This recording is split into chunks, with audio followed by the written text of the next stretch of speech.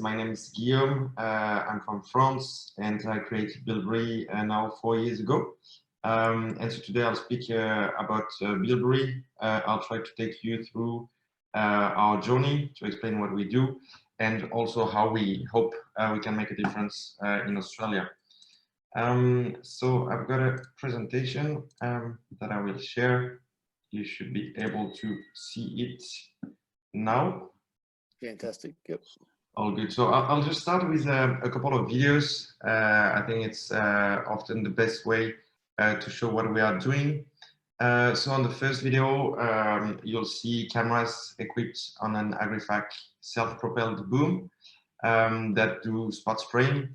So this first video that I'm showing right now was taken in Australia. It was somewhere around July or August in a wheat field in Western Australia where I'll catch them.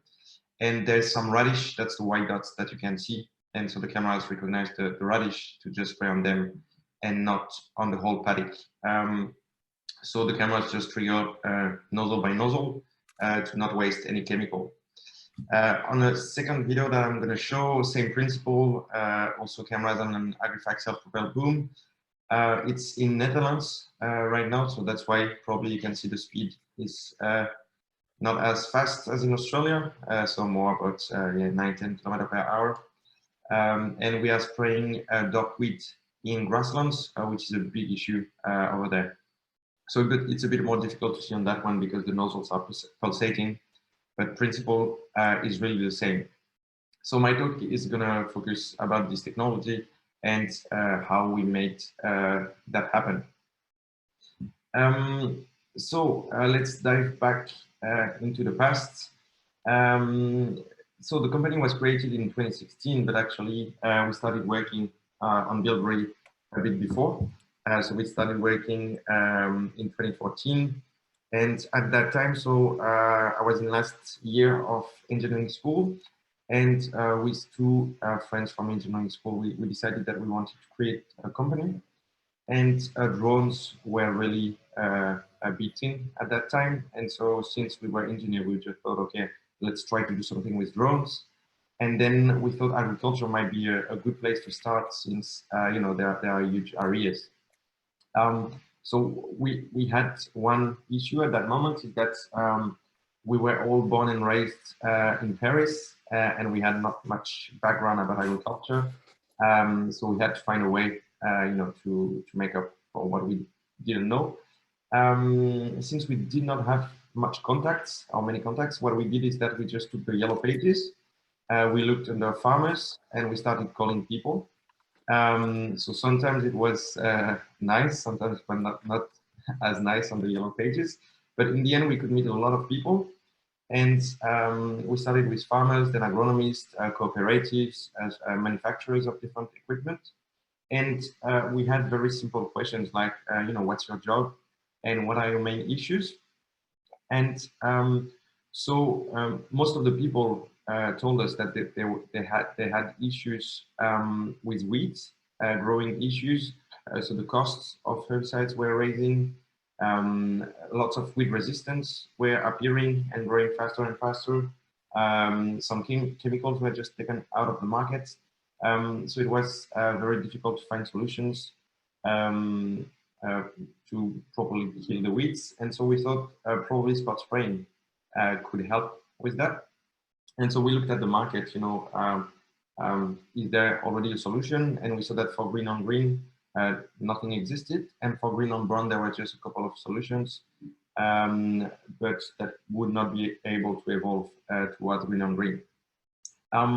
So pretty quickly we decided that drones were not adapted to what we do, because you know, drones, you have to fly them. To fly them, you have to have a pilot. On the legal side, it's quite difficult. If it's windy, you cannot fly at all. Then once you flew the drone, you've got to take the map, put it into the sprayer. So it's quite complex on the logistic side. So we just thought, okay, let's go directly with cameras that you can put on the booms of the sprayers and do everything at once. Will be much easier. So that's what we started to work on. And so in 2016, so after almost 2 years, we started working on our first artificial intelligence algorithms. Before we tried with other technologies, but we couldn't make it work. And so we decided to turn to new technologies. So artificial intelligence, it was really the race of AI in 2016. So we just got into that. And we started working on green applications. So now I'm just going to explain actually how artificial intelligence works, and you'll see it's quite it's not as difficult as what it seems. So to develop an artificial intelligence algorithm, usually you use a method that's called supervised learning, which means that you supervise the learning of the algorithm. So the first step when you do that is to define what you want to do with the algorithm. For instance, I want to recognize wild radish when they are flowering at a pretty late stage in a wheat crop. Then you've got to gather data, which means that you need to have pictures of the situations that are interesting for you. So basically, you've got to collect lots of pictures of radish in wheat. So that's a very important part. Here is just a few examples of data for the same application. So actually, this application would be green on brown, and you can see that in green on brown you can have very different type of background, and the algorithm must be able to learn on all of them. So you've got some with stubble, some with no stubble, some where it's more sandy. I don't have any red dirt here, but there's a lot of places in Australia with red dirt. And what's really important here is that you need to have diversity, because the algorithms, they will learn on what they see. And if they don't see the diversity, they will not be able, to know what's happening in a new situation. So this diversity of situation is very important. Then the next step would be to label the data. And so labeling means showing on the pictures what's the weed, what's the crop. So here it's an example of labeling broadleaves in a wheat crop. So you just say where the weeds are. So there are many different techniques of labeling that we can get into if you're interested later. Now that's labeling just for green on brown application in some stubbles. And then once the labeling is done, so you've got to do that on lots of images, so tens of thousands of images. So that's quite time consuming. Then you can train the algorithm. Training means showing these labeled images to the algorithm so that it can learn the process. Sometimes people compare artificial intelligence algorithm with kids. So basically, when you try to teach a kid how to learn things, you just show them. So you just tell them, oh, that's a puppy, that's a dog. And then, first time it will probably it will probably say, oh, that's a cat when it's a dog. But then you say, oh, no, that's a cat, that's not a dog. And after 3, 4, 5 times, they are able to recognize dogs or cats or whatever. And so that's a bit the same principle with algorithms. You've got to teach them, and then they'll be able to generalize what they learned. Once you've trained them, you've got to test the algorithm, of course. So for testing, you've got 2 parts. One in the lab, usually it goes pretty well. And then one in the field, usually it doesn't go so well in the first time. So you've got to repeat the process quite often, at least 4 or 5 times to make sure that you reach a good level of satisfaction for these algorithms. So that was the how to build an AI algorithm part of the presentation. Now getting back to what we did in the past. So now we are in 2017, and we had our first commercial applications that were available. So the first application that was available was on trains. So the principle is really the same. There are weeds on rail tracks, and there are trains that are here to kill the weeds, so they spray glyphosate. And we just put cameras in them. So really same principle. Main difference is that we work at 60 kilometers per hour. So I know that probably farmers would like to be able to work at 60 in the paddocks. but at the moment it's not possible. On rail we can do it. In paddocks it's a bit tougher. But anyway, 2017, first applications commercially available on rail, and then first field trials in agriculture and actually in Australia for green on brown. Oh yeah, just a couple of pictures so that you see a bit what it looks like. So here are the cameras on a boom. So you've got one camera every 3 meters. Just next to each camera, you've got a computing module. So basically that's a computer. So the cameras, they take pictures, they send the pictures to the computing modules, and then they make the calculation to know where the weeds are. And then they send the information back to the cabin so that then everything is centralized and it can control the nozzles one by one. What are the arms that are sticking out the front there, Glenn? Oh, it's actually it's height sensors. So it's nothing to do with the cameras. It's just a specific height sensors that are developed by AgriFac. So nothing to do with the cameras. And now the close-up view of the cameras and computing modules. So on the left, it's on an AgriFac boom. On the right, it's on a Bear2 boom. Yeah, you've got one camera, one computing module.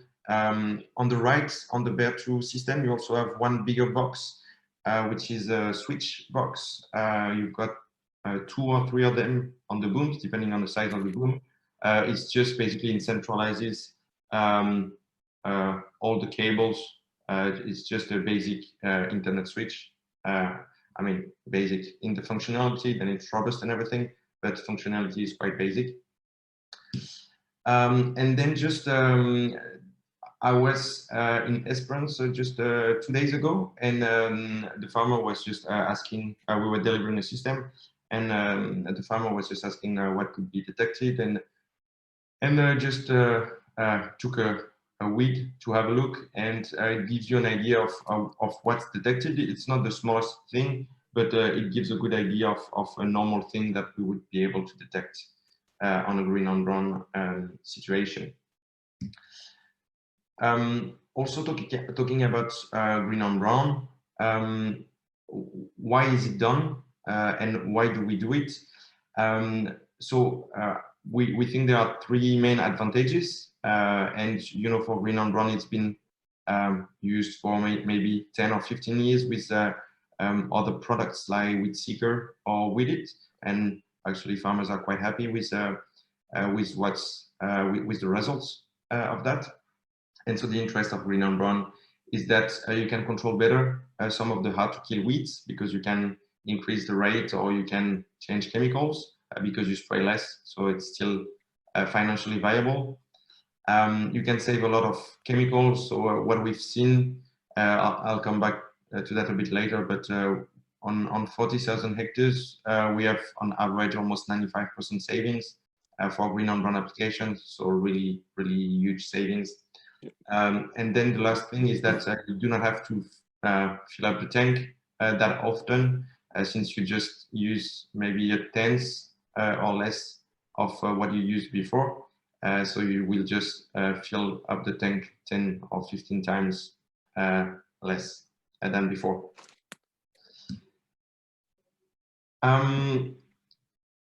So 2017, so I was saying green on brown, we started working on that, and then 2018, we started to have the first green on green applications available.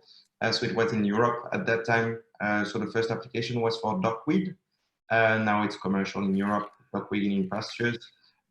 We focused on that because the chemicals are really expensive for this, and they need to be killed if the farmer wants to be able to cut the grass and harvest it. So that's a real big need. And now just a couple of pictures of what the camera sees and what the algorithm sees. So that's typically an image of a camera on a boom. Then that's what the algorithm sees. So that's the dock width that's kind of contoured by the algorithm. And then another way of working for us is that we can also detect 2 or more kind of widths. And so on the next images, we detect the dock width, but also the dandelions. That's quite interesting because today you cannot spray different chemicals on different weeds, but maybe in the future you will be able to do that, maybe with twin tanks and twin lines, or just maybe it could be interesting to do maps of the weeds, even if you cannot spray them all at the same time. You could make maps. So it's just to give you an idea of what the technology is able to do. If you could put a mix in the boom that would take out both those weeds, which I imagine you would it spray both of them as you go? Oh, you can choose. Then it's really up to you to choose. Do you want to spray both? Do you want to spray just one? But if you want to spray both, that's not an issue. It can be set to spray both, and then it will spray both. How many weeds can you spray in one pass? Let's say we've got 4 different broadleaf weeds in a paddock, 5 different broadleaf weeds. Is there a restriction on how many broadleaf weeds it'd pick up on a wheat crop? No, the thing is, depending on what is needed, we would work in a different way. Meaning that, for instance, if you know that you want to target all the broadleaves weeds, then what we would do is that we would recognize the crop, and then everything that's not the crop would be a weed. So, so it really depends on what you want to do, and that's why I said that the first point when you develop an application is to define this application, because it has lots of consequences on what we will do on the technical side. So if you say you just want to detect one specific broadleaf, then we will probably develop an algorithm that will detect this specific broadleaf. If you say I want to just spray all of them, we can just develop an algorithm that will detect broadleaves in general, or we might build an algorithm that will detect the crop, but based on it, we changed what we do. If a farmer wants to go and, like, he's got this on his boom and he wants to go spraying, is it easy for him to just say we're spraying wild radish and wheat today, and just you punch that into the computer and it goes? Or do you have to actually say, do we have to actually go to you guys and say, hey, we're going to go and spray these 4 weeds today? Yeah. So no, we've got a screen in the cab. Yep. And so on the screen, you choose the algorithm or the application that you want to use. So we kind of see it as it's kind of the same as your smartphone. You've got applications, so it's the same. So you've got an application for wild radish and wheat. You've got an application for green and brown, and you just have to click on it, and then it's loaded, and you can just go, and it's going to work. Awesome.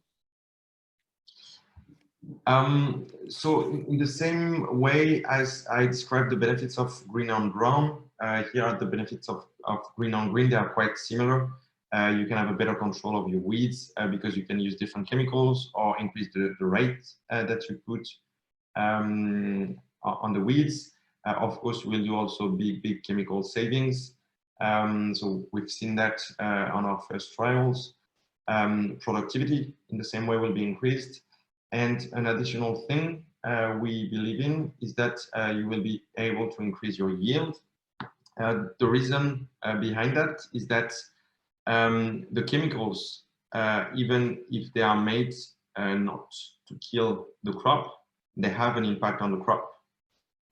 Exactly the same way as for us when we take antibiotics. It is supposed to kill the disease, but it also has an effect on your body. And so it's very difficult to measure, also because it depends on the crop and the herbicide. It depends on when you apply the herbicide on the crop. Usually the later the better, to not harm it too much. So there are a lot of causes and parameters to take into account, but we believe not spraying on the crop when there are no weeds will increase the yield in the end. So that's there's definite, especially if you're doing flowering radish and cereal crops, there's definite risk factors at play that if you're not spraying the whole paddock, will be advantageous to growers. It just, you know, if you're spraying 10% of a paddock to clean up all the wild radish and you're using something that may or may not cause crop effect, which often that's what we're doing, yeah, well, you'll sacrifice 10% to get rid of all the radish quite easily.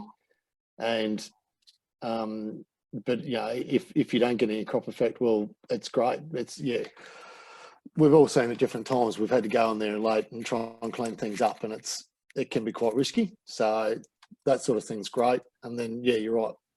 There's definitely crop effect by most chemicals. Yeah, no, definitely fully agree. Then the big question will be how to assess that. So for that, what we want to do is that we are not agronomists. So we like to make some partnerships in the future with agronomists that would help us on, you know, assessing the real value of the technology, especially for this kind of things where we are not able to, you know, to provide a clear answer. Yep. Then now for the most recent parts, so 2019, so now the focus is Australia. So we've started testing a lot. So as you all know, it was very dry in the last months. So we did not do a lot of spraying, but we've got several units down there to test, especially when crops will be put into the ground. We now have an office in Australia, as Tim said in the introduction. So the reason why is simply because we think Australia is the market where this technology is the most relevant. So we want to be there to make sure that we can have the technology work in the paddocks and be close to the farmers to help them, you know, use the technology and then make sure it fits their needs. So that's why we opened up the office. Here we are now 4, so I'm there permanently, and we've got 2 people for service. And so for service, the way we organized is that our service people, they train the sprayer manufacturer we work with, and then it's the sprayer manufacturer that should do the job of servicing the sprayer, and then we're just here to help, you know, since the technology is new, sometimes there are things that they are not able to do. They need a bit more training, so that's why we need 2 people. And the last question is on marketing side, more research marketing. He's an agronomist and is here to help us prioritize the applications, understand, you know, what are the keywords, if we should include 1 broadleaf, 2 broadleaves, what stage, these kind of things. So he's trying to, you know, make sense of all that, meet a lot of people to get that information. So that's we believe the part that's really important. Excellent. Excellent. You've done really well starting off, actually understanding the marketplace, which you see a lot of people getting into ag tech just don't try and actually understand where the market is to start off with. Like they think they're going to go and fix ag, but yeah, I think you've done really well actually understanding, doing some research and finding a problem that's really relevant and needs to be solved. Yeah, and we've been looking for options to do this sort of stuff over the time. One question is getting ryegrass in cereal crops. Have you got any options for that or not? Doing grass and grass or broadleaf and broadleaf crops? Yeah. So a good way of understanding what the technology can do is that we usually say that we can detect everything that can be detected with your eyes, with the cameras. And so the easier it is to detect with your eyes, the easier it will be for us to develop an application. So wild radish in wheat would be a good one, or is a good one to start with. Rye grass in wheat is more difficult, probably not impossible, because when you are in the cab, usually you can see that you see the rows at an early stage, you see the rows, and then you see some patches of really grass. So that's very likely that we can do something.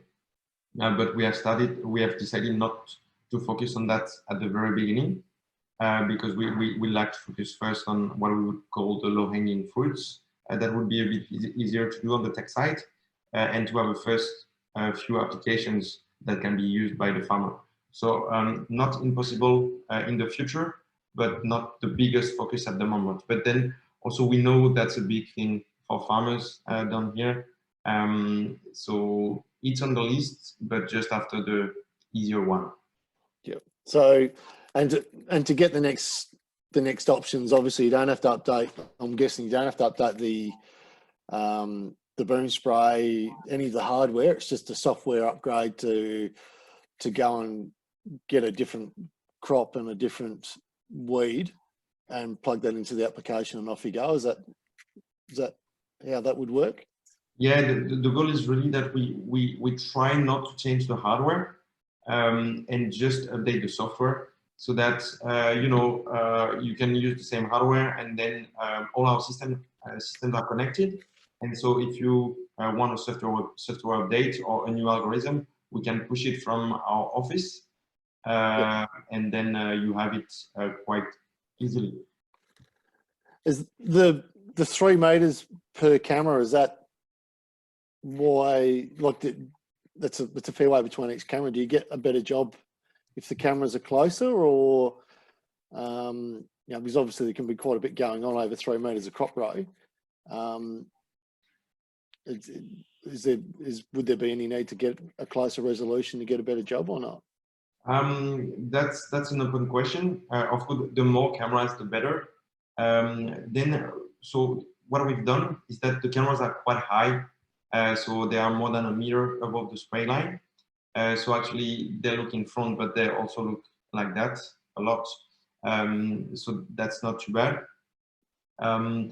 Then it's a compromise between costs and efficiency. So one big thing that we want to do this year on green is that we do not want to assess the algorithms because we know they work. So we are very confident with that. The real thing that we want to do this year in Australia is that we want to be able to tell to farmers, if you use this algorithm in these conditions, you will hit about 80% of the weed. In this situation, maybe 90. And of course, if you have more cameras, you will be able to hit more. But what we believe also is that with camera technology, you will be missing weeds. 100% of the time, you will be missing weeds. And it's not about bilberry, it's just about the technology. It will be missing weeds. And so we think it's going to, farmers will have to adapt the way they work to the cameras. So it's not going to be like, okay, we were doing one blanket spray.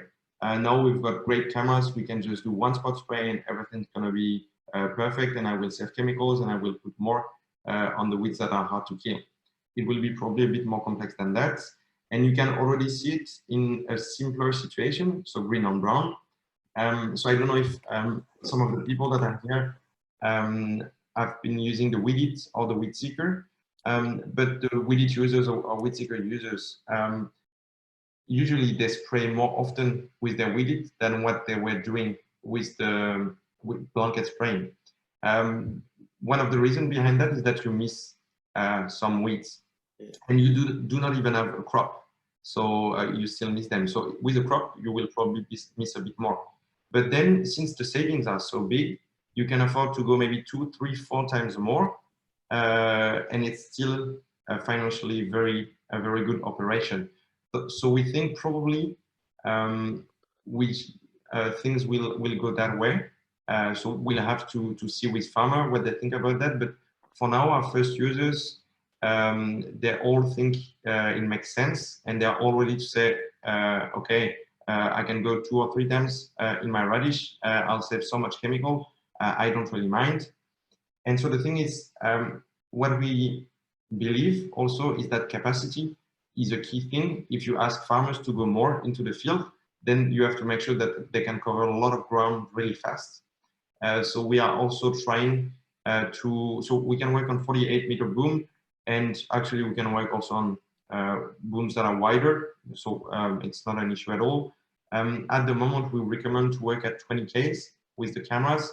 The goal is really to be able to work at 30. Yep.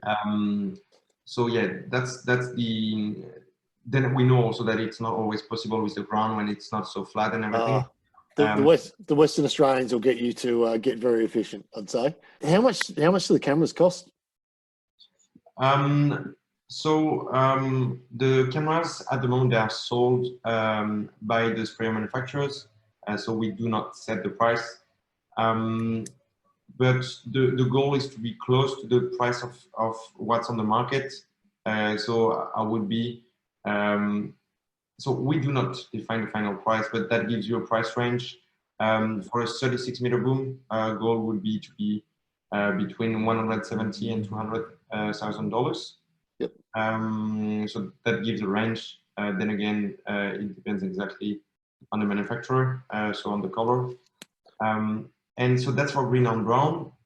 Then what we would like to do on green is that we'd like to go towards a new model. And that's something we like to discuss with farmers a lot to get some feedback. So if some of you guys want to discuss that, would be really good for me. So the idea that we have at the moment is that green on green will generate value for farmers every year. So that can come from the savings, come from the increased yield, can come from better management of your resistance. And we'd like to share this value between the farmer and us. So how it would work would be that most of the value, we believe, should stay with the farmer. So to give a range, probably between 50 and 75, 80% of the value should stay in the farmer's pocket because they are doing the job. So they should get most of it. And then so we should get the other part. And so we'd like to do this on a yearly basis. So every year you get a different value, and so every year would be a different price. The goal also behind that, and I think that's relevant for Australia, is that the conditions change a lot. So some years you can have a great year and then make a lot of money. So then we could share that profit. Some years you would not even use anything because it's too dry. So for instance, if we have some application for summer crops, now people in Queensland or Northern New South Wales, they wouldn't have been able to use it. Then you just pay nothing. So the goal would be to share both the profits when there are and the risk when there is. So that's the way we like to work on green on green. So if we went on for an example, 3,000 hectare farm, and let's just say that there's a chemical application out there at $45 a hectare. So it's $135,000 a year they'd be spending on chemical. Yep. And we're going to say that we're going to save 90% of that. So by 0.1, so yes, they're going to spend 13,500. So just if you make the calculation, there are a lot of things to take into account. For instance, if you make extra passes, you will spend extra money. Yep. Because the sprayer, there is a depreciation. So yep. We think we should take that into account because especially on SPs, it's quite high. Then you've got, of course, fuel, and you've got labor. You've got someone to drive the sprayer. So if you have to make extra passes, all that costs money. So that should be deducted from the savings, for yep. instance. So if they're saving, let's just say 121 grand on chemical costs, and this is very rough and no one's going to hold you to it. Yep. And let's just say there's 20 grand worth of extra application costs. So there's 100,000 for round figures. Well, then at the end of the year, for the access to the technology, they'd give you $50,000 or something like that. Is that roughly how you're looking at it? Oh yeah. If you go towards a 50% share, yeah, that's it. Then the goal is also that it makes sense in the end. So probably if you have more hectares, then it doesn't make sense to pay as much as if you just do it on 10 hectares. Yep. So that's a thing. Also, the goal is that we keep on working on the algorithms. I'll give you a couple of examples. So we just delivered a new machine in Malawar just 2 or 3 weeks ago. Yep. And so it's for green on brown spraying.